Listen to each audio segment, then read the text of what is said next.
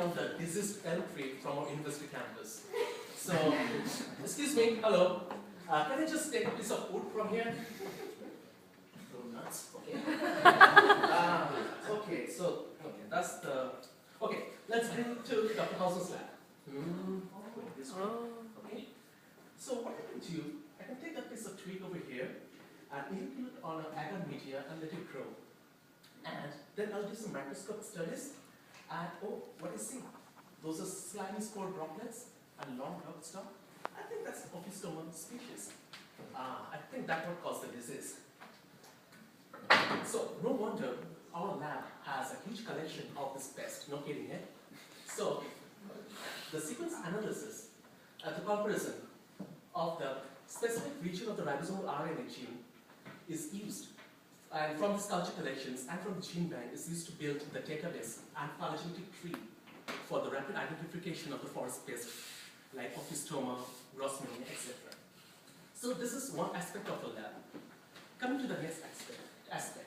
So our lab also hunts for introns in the fungal mitochondrial DNA genome actually, and also it hunts for intron-encoded proteins. So what it does, so introns, you know, the non-coding DNA stuff, the junk stuff. So we do a meticulous species screening on one of the genes like RNS, because mitochondrial DNA encodes large ribosomal subunit, small ribosomal subunit. I'm taking the example of the small ribosomal subunit, the RNS. So we do a species screening, and then we check for the size variation by gel electrophoresis. That's the Manhattan. So, for example, this is the DNA. The tall building represents the DNA containing the junk intron in it, and the shorter one does have an intron in it. So what we do, we sequence those excess DNA stuff for potential introns or intervening sequences in it. And we apply various bioinformatic tools to fold the introns and categorize it. Mostly, the introns are categorized in group 1 and group 2 based on sequences, structure, and splicing mechanisms. Now, interestingly, most of the group 1 and few group 2 introns, they give shelter to certain genes known as the homing endonuclease genes. Now, what it does, this homing endonuclease genes actually help the introns to move from one place to another within the genome, like this. But how? Let's see. This homing endonuclease gene actually codes for a homing endonuclease protein. And I don't have the Caesar right now, and I have the problem with breath. That Caesar, actually, it cuts the gene without that intron in a highly site-specific manner. So when it cuts, then the cell senses, oh, there's a double-strand break over here. Let's send the double-strand break repair workers. So they use their homologous recombination recipe, and in this way, the intron sequence over there gets copied over here, and you get the intron coding over here.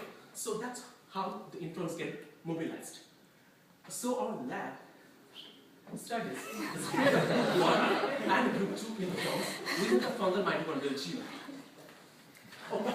So now, not only that, we go further, like the potential homing endonuclease that has been characterized, so no, that has been actually in silico analyzed, we overexpress that homing endonuclease in E. coli and then purify to get a pure homing endonuclease. It happens sometimes we get pure, yes, and then we do the endonuclease assay to cleave the substrate to get the cleavage site determination where it actually cuts.